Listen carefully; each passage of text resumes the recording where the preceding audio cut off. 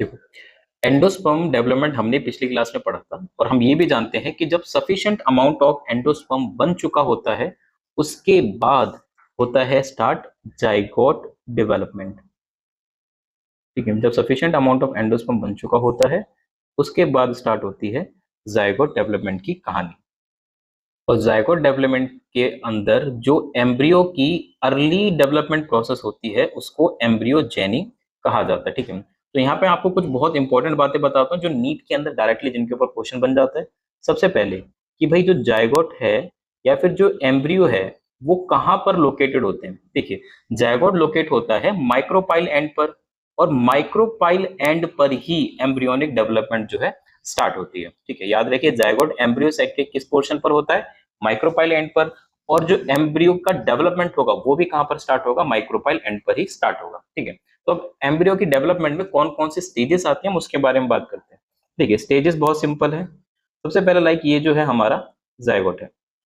ठीक है, अब जाइगोट जो है ये जाइगोट सेल डिवीजन जो है करना स्टार्ट करता रहेगा, और सेल डिवीजन करते करते ये काफी सारी सेल्स जो है इस तरीके से फॉर्म कर लेगा। तो ये जब बहुत सारी सेल्स इस तरीके से फॉर्म हो जाएंगी तो ये सबसे पहली स्टेज आएगी जाइगोट डेवलपमेंट की, जिसको कहा जाता है ग्लोब्यूलर स्टेज, क्योंकि यहाँ पर जो हमारा डेवलपमेंट है या फिर जो स्ट्रक्चर है थोड़ा ग्लोब्यूल जैसा नजर आ रहा है। इसके बाद डेवलपमेंट, अब जो है सेल और ज्यादा बड़ी होगी, डेवलप करेगी। तो अब जो अगली स्टेज यहाँ पर आएगी वो अगली स्टेज कहलाती है हार्ट शेप एम्ब्रियो, क्योंकि एक्चुअली उस दिल जैसा ही शेप जो है इसका यहाँ पर आ चुका होता है। ठीक है,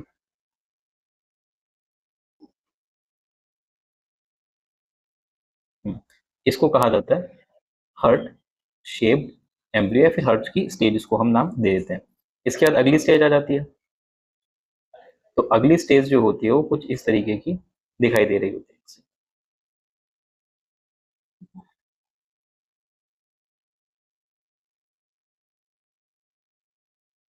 कुछ इस तरीके की जो है अगली स्टेज यहाँ पर डेवलप हो जाती है। अब देखिए, ये जो स्ट्रक्चर है ये है हमारा एम्ब्रियो। ये जो है इसको कहा जाता है सस्पेंसर, और ये है हमारे कॉटिलिडन। ठीक है, अब हम इसका जो है फाइनल पोर्शन बनाते हैं कि भाई फाइनली जो एम्ब्रियो है वो कैसा दिखाई दे रहा होता है। तो फाइनली जो हमारा एम्ब्रियो है, मतलब जो एम्ब्रियो की हमारी फाइनल स्टेज है वो कुछ इस तरीके की दिखाई दे रही होती है।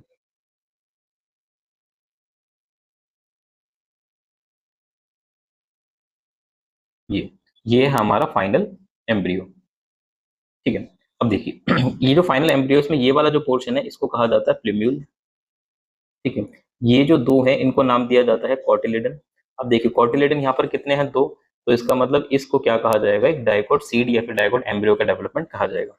ये हिस्सा जो है इसको कहा जाता है रेडिकल, और रेडिकल के आगे जो है इसको कहा जाता है रूट टिप। ठीक है, अब हम बात करते हैं कि स्टेटमेंट्स के अंदर क्या लिखा हो सकता है। देखिए, हमेशा ध्यान रखिएगा किसी भी टिपिकल डाइकोट एम्ब्रियो के पास दो पार्ट होते हैं। ठीक है, किसी के भी पास होंगे, तो ये दो पार्ट होते हैं। पहला एम्ब्रियोनल एक्सिस, और दूसरा पार्ट जो यहाँ पर है वो है कॉटिलिडन्स। कॉटिलिडन्स, ठीक है। तो किसी भी डाइकोट एम्ब्रियो के ये दो पार्ट होते हैं, पहला ये एम्ब्रियोनल एक्सिस और दूसरा ये कॉटिलिडन। अब यहाँ पर हम ये देखते हैं कि जैसे ये जो एम्ब्रियोनल एक्सिस है, ठीक है, तो इसके जो ऊपर के पार्ट होंगे, थोड़ा और नीचे लिखते हैं, तो हम लिखते हैं पार्ट अबव एम्ब्रियोनल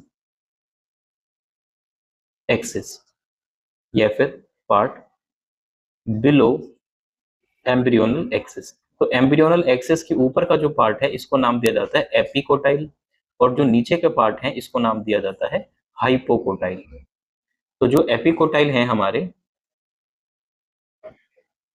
एपिकोटाइल आगे चल के टर्मिनेट होते हैं प्लूम्यूल के अंदर, और हाइपोकोटाइल आगे चल के टर्मिनेट होती है रेडिकल के अंदर। अब ये जो बात है हमेशा ध्यान रखना कि प्लूम्यूल से ही आगे चल के पूरा का पूरा शूट सिस्टम डेवलप करता है। पूरा का पूरा जो शूट सिस्टम डेवलप करता है वो करता है प्लूम्यूल से, और जितना भी रूट सिस्टम डेवलप करता है पूरा का पूरा रूट सिस्टम जो है डेवलप करेगा किससे, रेडिकल से। ठीक है, अब हम इस पार्ट के अंदर देखते हैं कि ये सारे पार्ट जो है हमारे कहाँ पर है। हमने ये तो लैंग्वेज में पढ़ लिया, इस डायग्राम के अंदर क्या, तो देखिए ये जो लाइन है, पतली जो एक्सिस है, ये इस वाली एक्सिस को कहा जाता है एम्ब्रियोनल एक्सिस। ठीक है, एम्ब्रियोनल एक्सिस का ये जो ऊपर वाला पार्ट है, ये सारा का सारा कहलाता है एपिकोटाइल। और एपिकोटाइल आगे चल के किस में टर्मिनेट हो रहा है? प्यूम्यूल में। अब ये जो नीचे वाला हिस्सा है, इसके नीचे वाला हिस्सा ये कहलाएगा हमारा हाइपोकोटाइल। और जो हाइपोकोटाइल है वो किसके अंदर टर्मिनेट हो रहा है? रेडिकल के अंदर। अब बात आता है कि ये जो रूट टिप है, ये यहाँ पर क्यों है और क्या है? ठीक है, तो मैं आपको यहाँ बताया तो रूट टिप के बारे में।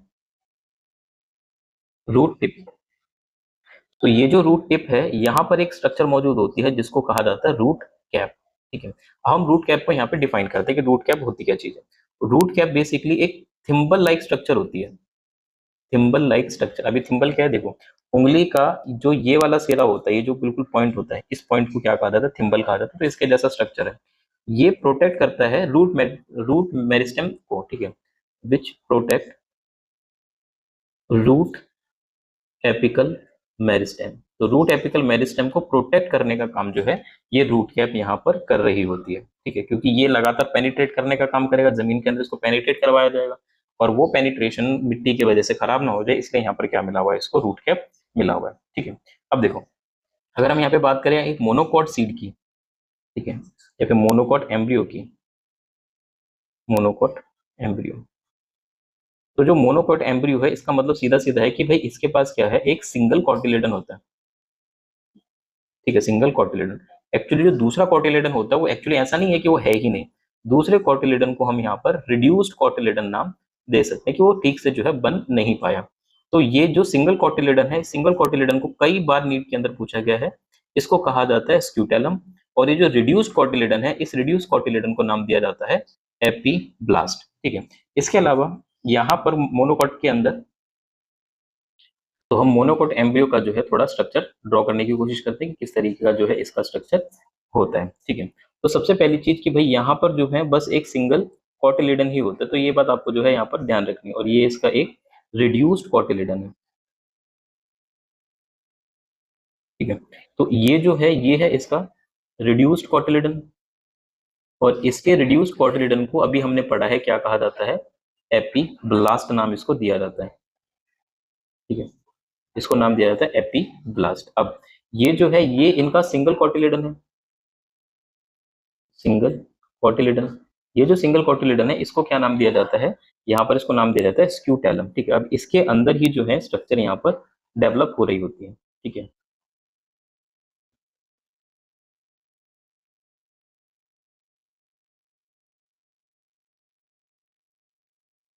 ये तो ये जो है यहाँ पर इनको नाम दिया जा रहा है इसके कोलियोप्टाइल।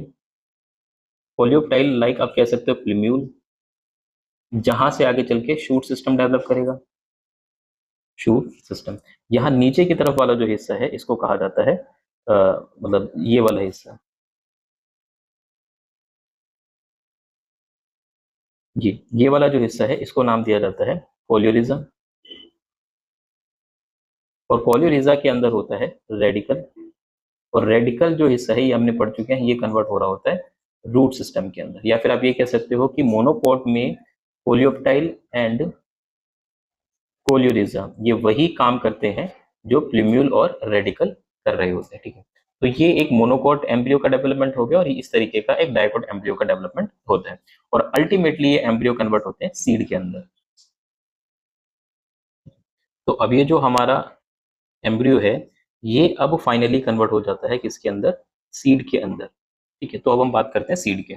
सीड क्या होता है? Seed are final product of sexual reproduction, final product of sexual reproduction in flowering plant, in flowering plants. तो जो भी फ्लावरिंग प्लांट है, उनका जो फाइनल प्रोडक्ट है वो सीड ही होता है। ठीक है, इसके अलावा सीड के अंदर होता है future plant. Seed contains future plant, मतलब ये जर्मिनेट करेगा तभी नया प्लांट आएगा। और टेक्निकली हम इसको कह सकते हैं कि ये है एक फर्टिलाइज्ड ओव्यूल। ठीक है, ओव्यूल जो है आगे चल के फर्टिलाइज होने के बाद बनाता है सीड, और जो ओवरी है वो बना देती है फ्रूट। ठीक है, अगर हम देखें कि भाई किसी भी सीड के अंदर कौन कौन से पार्ट होते हैं, तो किसी भी सीड के अंदर होते हैं सबसे पहले वही एम्ब्रियोनल एक्सिस, सीड कोट, और दूसरा कॉटिलीडन। ठीक है, अब देखिए अगर ये मोनोकॉट है तो ये एक होगा, ये भी एक होगा, बट अगर ये डायकॉट है तो ये दो हो सकते हैं। अब देखिए अभी आपको याद होगा कि हमने बात करी थी एंडोस्पर्म के बारे में। ठीक है, तो एंडोस्पर्म जो है इस एम्ब्रियो के लिए रिजर्व फूड होता है। एंडोस्पर्म इस एम्ब्रियो के लिए होता है रिजर्व फूड। अब डिपेंड करता है कि जो सीड है क्या सारा का सारा फूड खा चुका होगा या थोड़ा बहुत फूड उसके अंदर बचा होगा। तो इसी अकॉर्डिंग हम ये जो सीड है इसके दो क्लासिफिकेशन करते हैं। ठीक है, अगर एंडोस्पर्म बचा है तो इस सीड को एंडोस्पर्मस कहा जाएगा, और अगर सीड नहीं बचा है तो इसको नॉन एंडोस्पर्मस कहा जाएगा। Non endospermous, endospermous also known as albuminous, और इनको नाम दिया जाता है एक्स एल्ब्यूमिनस। इनमें से कोई भी जो नाम है उसके ऊपर क्वेश्चन जो है आ सकता है। ठीक है, अब इनके अंदर हम बात करते हैं, तो हम यहाँ पे लिखते हैं कि ये जो एंडोस्पर्म है ये बचा होता है। एंडोस्पर्म परसिस्ट या फिर रिमेन्स लिख सकते हैं, क्यों? क्योंकि जायगोट ने उसको सारा नहीं खाया। As zygote did not completely consumed it, completely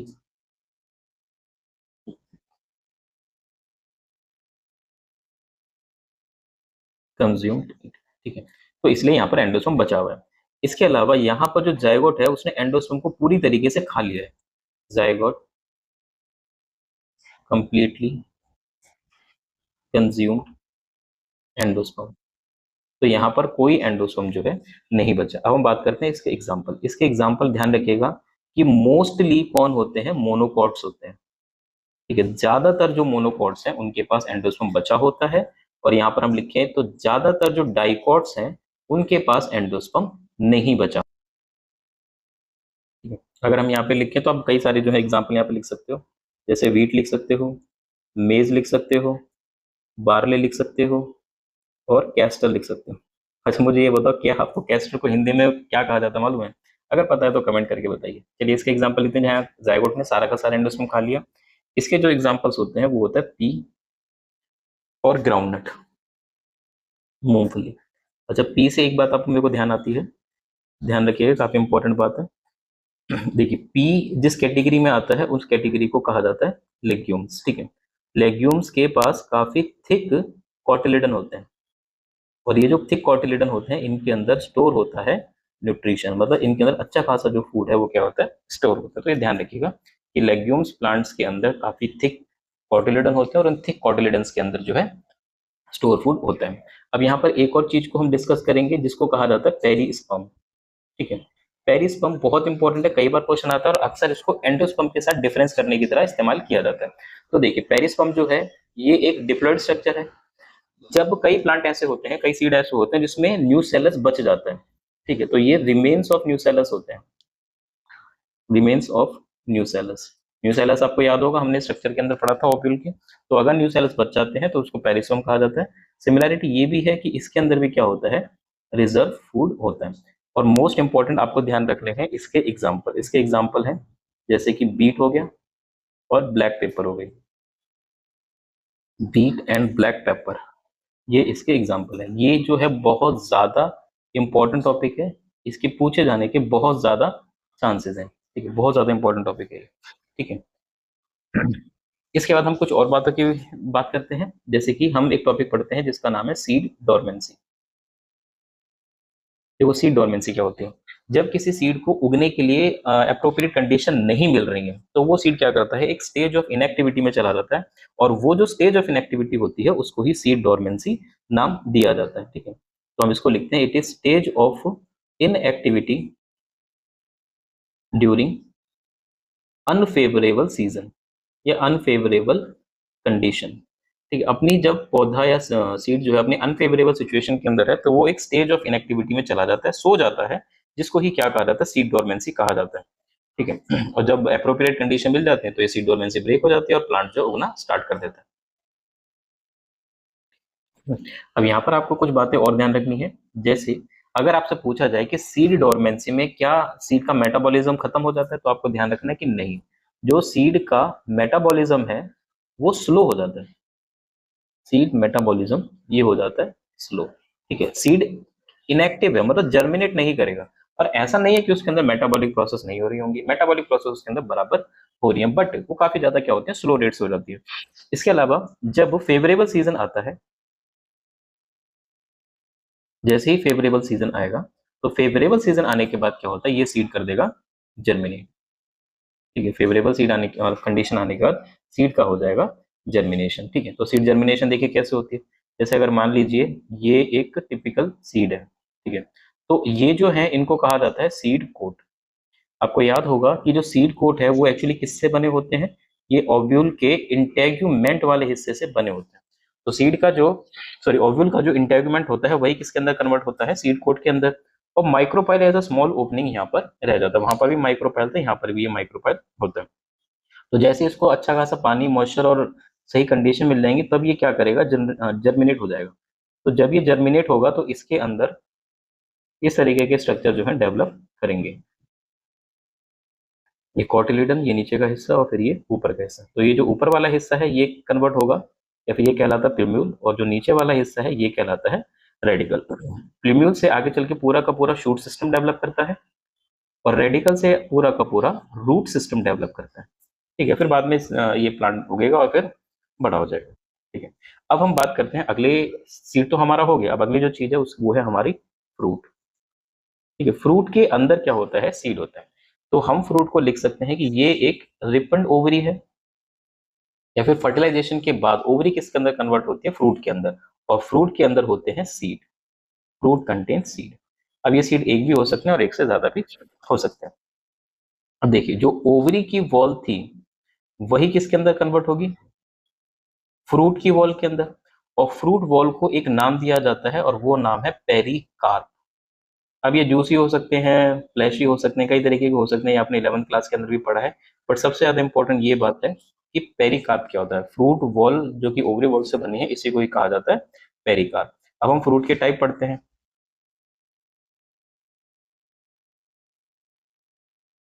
ठीक है, अब हम बात करते हैं फ्रूट के टाइप के।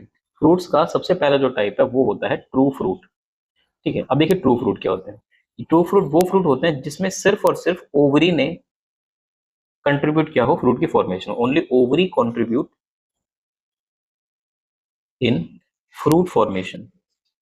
तो फ्रूट की फॉर्मेशन में सिर्फ और सिर्फ ओवरी ने कर कंट्रीब्यूट किया है तो वो कहलाएगा ट्रू फ्रूट। पर अगर ओवरी के अलावा किसी पार्ट ने कंट्रीब्यूट किया है तो उसको हम नाम देंगे फॉल्स फ्रूट। ठीक है, फॉल्स फ्रूट। तो हम इसमें लिखेंगे कि part other than ovary also contributes in fruit formation, in fruit formation. तो फ्रूट की फॉर्मेशन में और भी पार्ट जो है यहाँ पर। ठीक है, अब हम बात करते हैं इनके एग्जांपल्स की। ट्रू फ्रूट के एग्जांपल कौन कौन से होते हैं। ट्रू फ्रूट के एग्जांपल्स होते हैं मैंगो, वाटरमेलन, टोमेटो। ठीक है, अब बात करें फॉल्स फ्रूट की, तो इसके एग्जांपल बहुत ज्यादा पूछे जाते हैं। एप्पल, कैश्यू, स्ट्रॉबेरी, ये सबसे ज्यादा जो है एग्जांपल इसके पूछे जाते हैं। इसके अलावा हम एक और तरीके के फ्रूट की बात करते हैं। इस तरीके के जो फ्रूट हैं इनको एक अलग स्पेसिफिक नाम दिया जाता है, और ये नाम है पार्थिनो कार्पिक फ्रूट। पार्थिनो कार्पिक फ्रूट। ठीक है, अब देखिए यहाँ पर ये जो वर्ड है ना पार्थिनो, पार्थिनो वर्ड आया है पार्थिनोस से, और पार्थिनो वर्ड का मतलब होता है वर्जिन। ठीक है, पार्थिनो वर्ड का मतलब क्या है, वर्जिन है। तो पार्थिनो कार्पिक फ्रूट का मतलब क्या होगा, कोई भी फ्रूट जो बिना फर्टिलाइजेशन प्रोसेस से बना हो। Fruit formed without fertilisation.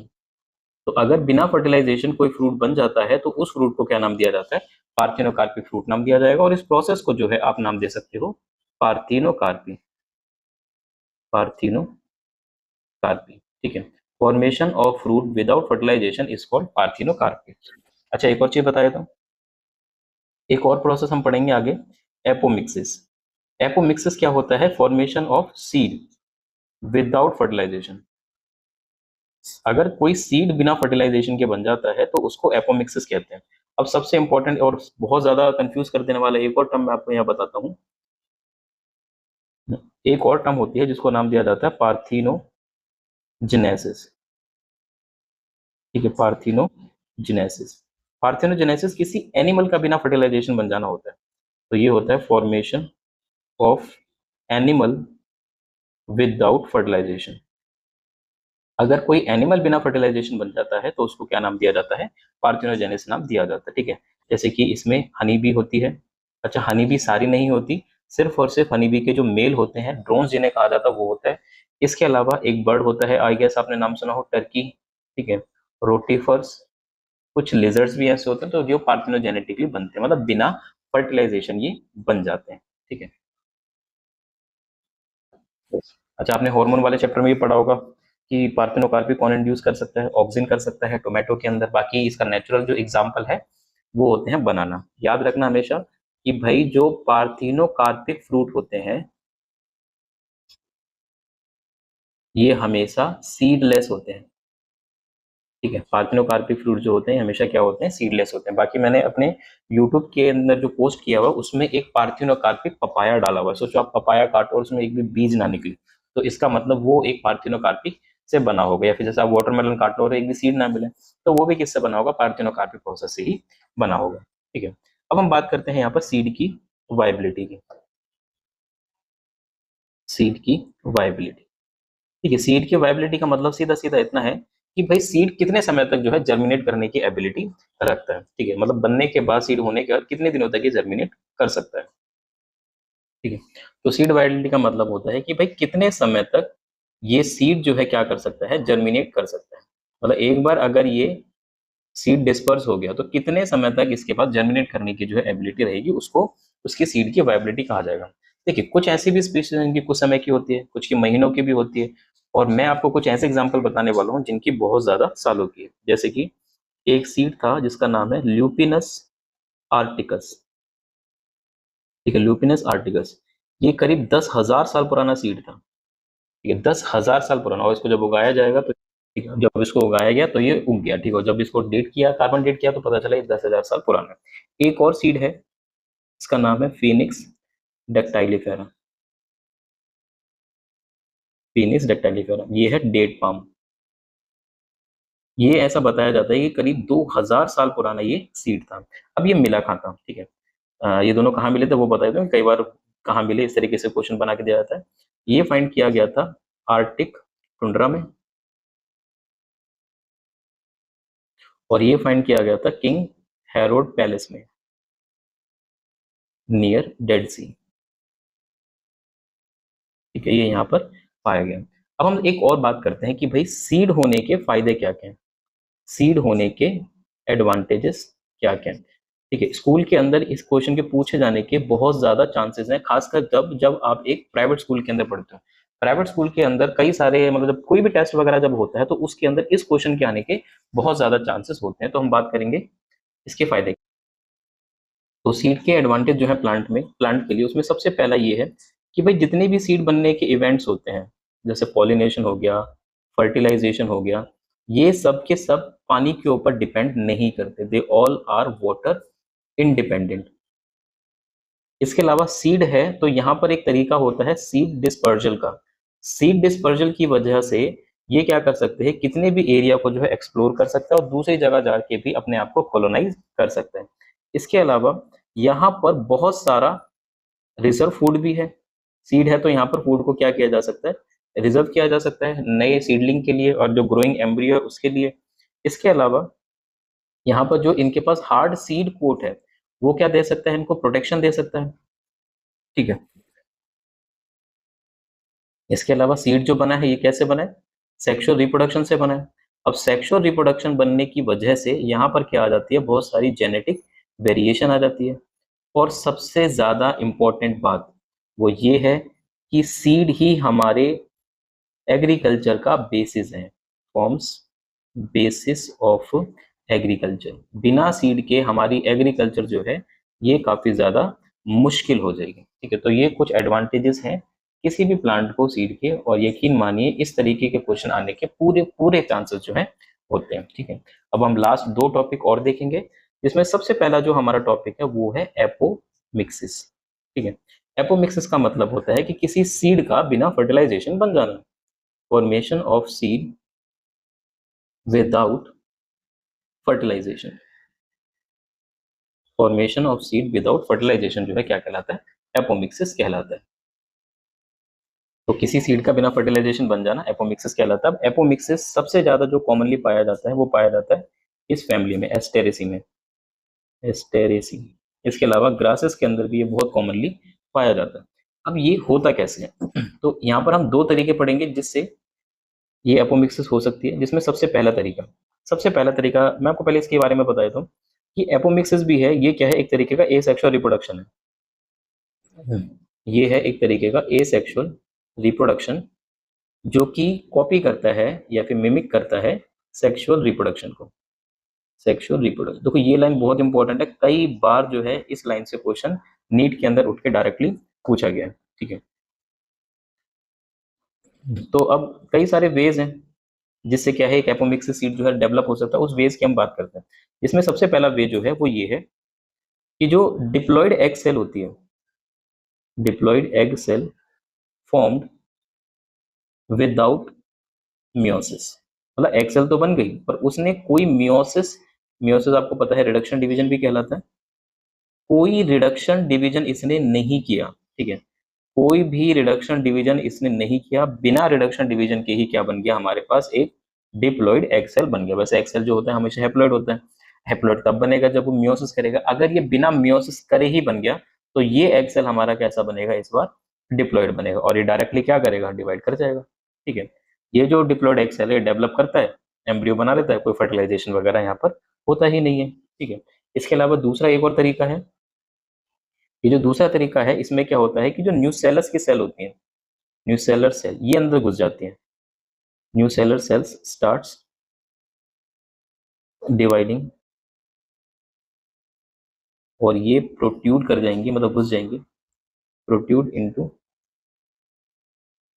Embryo sac, ठीक है। और फिर उसके बाद ये वापस से जो एम्ब्रियो को बना लेंगे, ठीक है।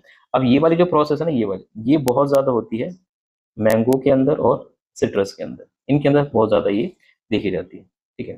चलिए अब एक आखिरी चीज और देख लेते हैं, आखिरी और लास्ट टॉपिक जो है हमारा वो है पॉली एम्ब्रियोनी। पॉली एम्ब्रियोनी का सीधा सीधा मतलब आपको दिखाई दे रहा है कि एक से ज्यादा एम्ब्रियो का होना, occurrence of more than one embryo. अगर एक से ज्यादा एम्ब्रियो है तो उसको क्या कहा जाता है, पॉली एम्ब्रियोनी कहा जाता है, ठीक है। पॉली एम्ब्रियोनी किसके अंदर पाई जाती है, जैसे कि सिट्रस फ्रूट्स हो गए, जैसे कि हमारे ऑरेंज वगैरह हो गए।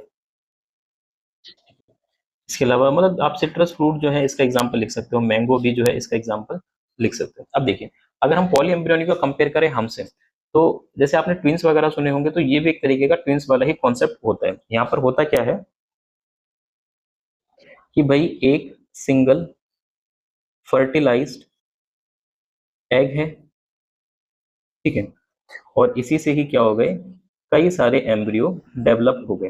तो ये सारे के सारे क्या हो गए, देखा जाए तो ये सारे के सारे सिबलिंग्स हैं, और ये बिल्कुल एक दूसरे के क्या होंगे, आइडेंटिकल होंगे। तो जो केस ह्यूमंस के अंदर जुड़वा बच्चों का होता है, करीब करीब वही जो केस है आप यहाँ पर पॉली एम्ब्रियोनी को भी नाम दे सकते हो कि भाई एक ही सीड में एक ही फर्टिलाइज्ड एग से कई सारे एम्ब्रियो का डेवलप कर रहे हैं, तो इस चीज को पॉली एम्ब्रियोनी कहा जाता है, ठीक है। चलिए अब मैं आपको एक और बात बताता हूँ कि भाई एक जो हाइब्रिड सीड होता है ये भी क्या होता है, बहुत ज्यादा फायदे का सौदा होता है, ठीक है। अब फायदे का सौदा नहीं, एक्चुअली एक नुकसान का सौदा होता है। इसको होता है क्या, पहले आपको बताता हूँ। जैसे भाई हमारे पास ये दो प्लांट्स हैं, ठीक है। इन दो प्लांट्स में खास बात क्या है कि भाई एक के अंदर तो प्रोडक्टिविटी बहुत अच्छी है, पर एक के अंदर क्या है, डिजीज रेजिस्टेंस बहुत अच्छा है। तो हम इनको क्रॉस करा के रिप्रोड्यूस कराकर एक नया प्लांट बना लेते हैं। अब ये जो नया प्लांट बनेगा इसके अंदर हमने मान लिया कि इसका भी कैरेक्टर आ गया और इसका भी कैरेक्टर आ गया, मतलब इसका डिजीज रेजिस्टेंस भी बहुत अच्छा क्या, और इसकी जो नंबर ऑफ मतलब ग्रेन्स प्रोड्यूस कर रहा था ये भी बहुत अच्छा हो गया। तो दो अलग अलग डिजायरेबल प्लांट को क्रॉस करके जो नया सीड बनाया गया है उसको हाइब्रिड सीड कहा जाएगा। तो हम ये लिखेंगे seed formed when two plants of desirable characters are successfully crossed and incorporate their desirable traits in one, ठीक है। इस तरीके से जो इन दोनों को क्रॉस करने के बाद जो नया सीड बनकर आएगा, इस सीड को क्या कहा जाएगा, हाइब्रिड सीड कहा जाएगा।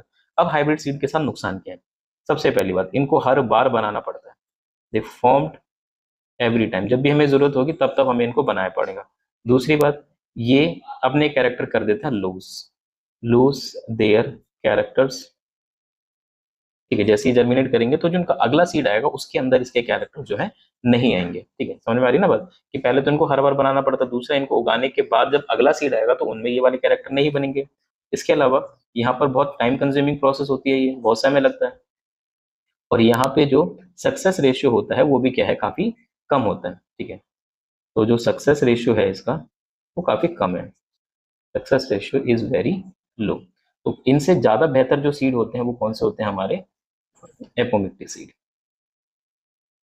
Apomictic seeds, apomictic seeds are far better than ये हाइब्रिड सीड्स। ठीक है, तो ध्यान रखिएगा, ये भी काफी इंपॉर्टेंट टॉपिक है, काफी ज्यादा क्वेश्चन इसके ऊपर पूछे जा सकते हैं। तो ये हमारा सेक्सुअल रिप्रोडक्शन फ्लावरिंग प्लांट जो टॉपिक है कंप्लीट हो गया। अगर आपको इसको नोट्स चाहिए हो हैंड रिटन पूरे कंप्लीट, तो आप मुझे कमेंट कर देना, मैं इसके नोट्स जो है आपको पीडीएफ में भेज दूंगा। चलिए अब अगली क्लास में मिलेंगे एक नए चैप्टर के साथ, तब तक के लिए बाय बाय।